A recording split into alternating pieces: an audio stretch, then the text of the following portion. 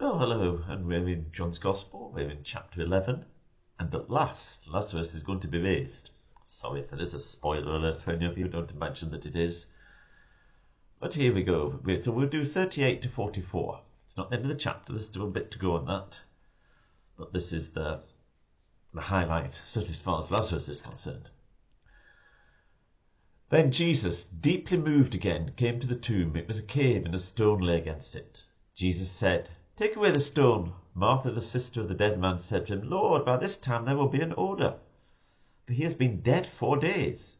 Jesus said to her, "Did I not tell you that if you believed, you would see the glory of God?" So they took away the stone. Jesus lifted up his eyes and said, "Father, I thank you that you have heard me. I knew that you always hear me, but I said this on account of the people standing around, that they may believe that you sent me." When he had said these things, he cried out with a loud voice, "Lazarus, come out!" The man who had died came out, his hands and feet bound with linen strips, and his face wrapped with a cloth. Jesus said to them, "Unbind him and let him go." So, right at the start we have Jesus deeply moved, and remember in the previous one or two, I think it was in the previous video, and he was, when Jesus knelt at the tomb and he was deeply moved, and it can be translated possibly as anger. Here, anger's clearly not, well, probably not the right way of putting it. It's one of the problems of translation from one language to another. You can't always very rarely get it perfect. But look at this. It's a tomb in a cave with a stone lying against it. Now, doesn't that remind you of something? Easter, Jesus was dead in a tomb with a stone rolled against it. As we know, the stone was rolled away and he was raised to new life. Lazarus was just raised to continuing life as it had been before. Jesus was raised with a resurrection body, so there are differences, but this is possibly the reason why Jesus was deeply moved, as this was a foretaste of what was going to happen to him, and he would be deeply moved partly because of the agony of the cross, but also because of the wonder of the resurrection and what that means for all of us. Anyway, then Jesus said, "Take away the stone." Martha raises the objection, "Lord, there will be an odour." But this is one place where the KJV translation is way better. "He stinketh." Look it up if you want to see that. The NKJV translates that out back into "no, there is an odour." But anyway, so Martha wasn't expecting Jesus to raise him from the dead. Neither does anybody else for that matter. But then Jesus says, "Did I not tell you that if you believe, you would see the glory of God?" And remember I said before that one of the aspects of glory of God is the significance, the weight. And all the circumstances say, Lazarus is dead. It's 4 days he's been dead. Game over. But the significance of God radically counteracts that, overwhelms it, cancels it out.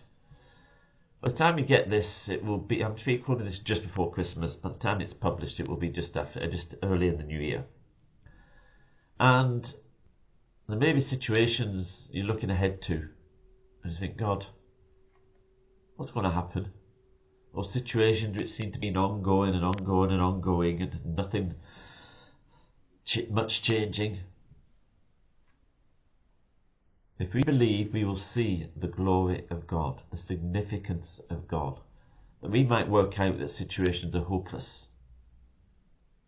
But no situation, no person is hopeless when God's involved.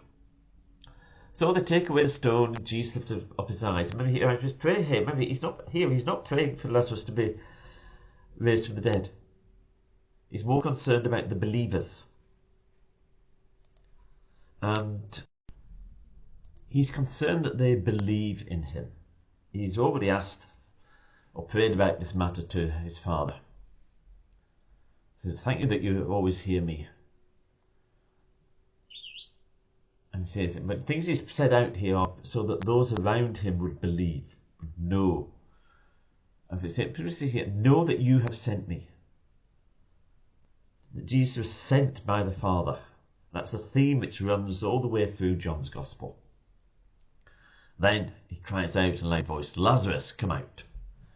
And Lazarus does come out. And he's alive again. And Jesus says to them, unbind him and let him go. And, well, this is used by, you might be aware of the disputes or the differences between Calvinists and Arminians, which in some ways are rather silly. Right? I mean, if some say, well, Lazarus had to respond, he had to do something. Well, of course we had to do something. Unless Jesus had commanded him to come out, he wouldn't have been, he was dead. He couldn't do anything.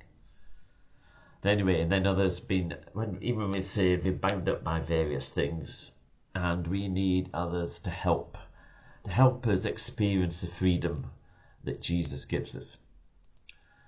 But anyway, Lazarus is now alive.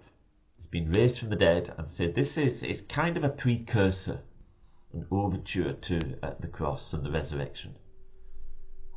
And it is that we will see the glory of God. That God is infinitely more important, counts for more, is more significant than anything we see that comes against us.